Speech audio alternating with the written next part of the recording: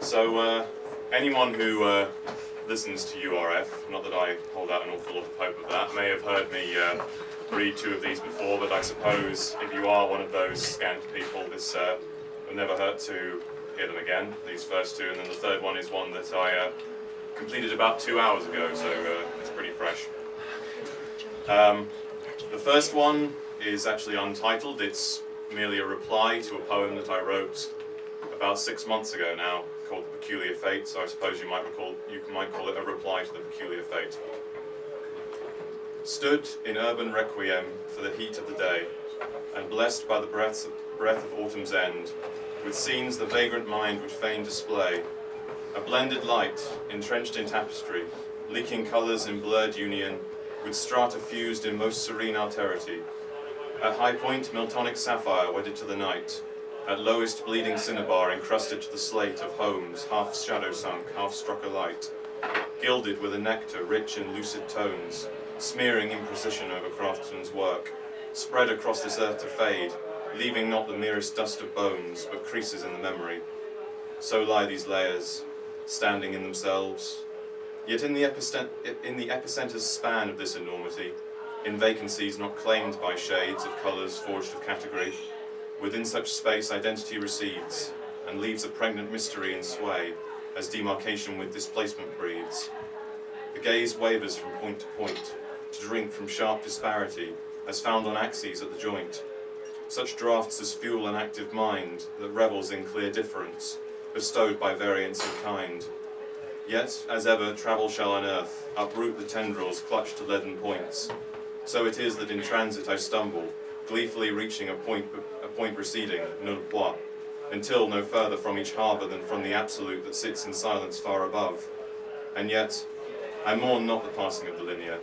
I shall erect no monuments to mark the ground, that the leaves that blow over the unmarked plot shall be no chattel to a catalogue, and shall slide their bounds as images in sloven verse. I will float a while, until the time has come, not dispensed from clockwork or cartography, but allowed to enter without knocking, when the door is left ajar, not open in the preordained absorbance of embrace, nor closed in the seamless face of a conclusion, forever underwritten by the gaps in the margins of the frame and the colours in between.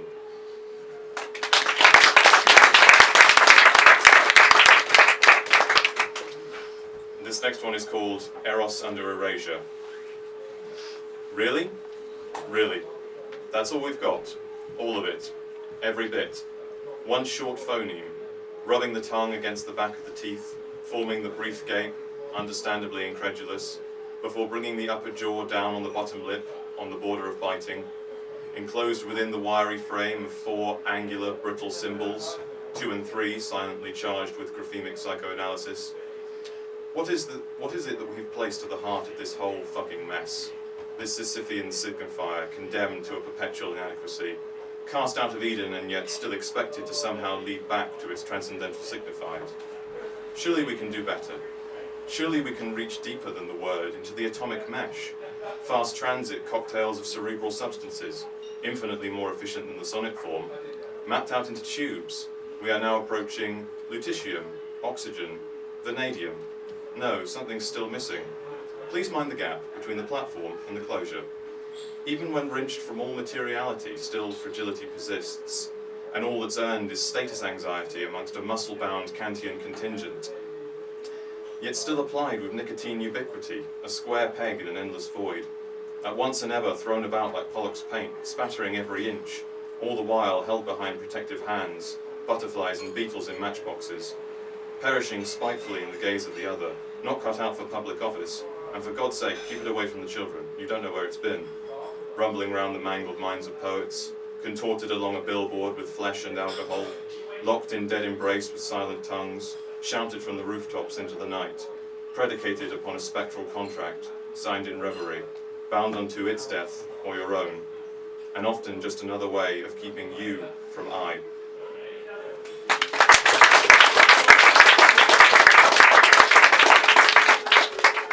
This last one is called The Spider. Ex nihilo, ex substantia, spindling thing, born upon fragility, by points akin to pointlessness, lingering with spectral tension, compressed into the interlocking lattice, scored against the nothingness.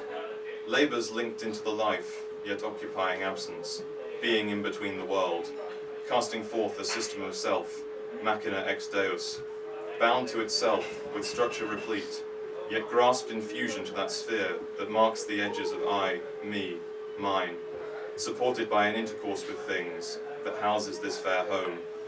And even when the nib-limb strokes are felt no more upon the frame, an abdication over presence reigns, when pressure from the canvas fades, to usher in the shifting play of wind and world in place of origin, even then shall thy work whisper thee, Deus in absentia.